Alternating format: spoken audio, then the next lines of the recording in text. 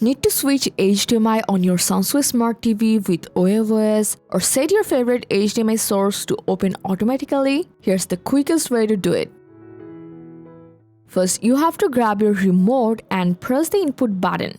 You will see a list of available inputs including HDMI 1, HDMI 2, and any other connected devices. So you have to simply select the HDMI input you want and your TV will switch to it right away.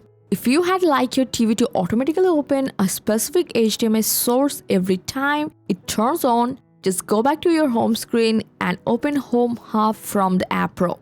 So here you will see all your available HDMI inputs. You can also switch your HDMI inputs from here, but now for set it as default, you have to highlight the HDMI input you want to use.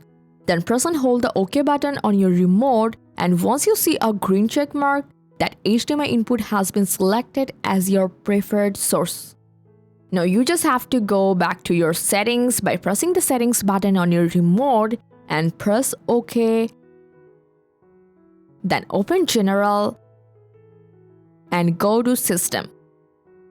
Select Additional Settings here and open Home Settings. And from here, you just have to go to the first option, Power On Screen, and change it from Home to Recent Input.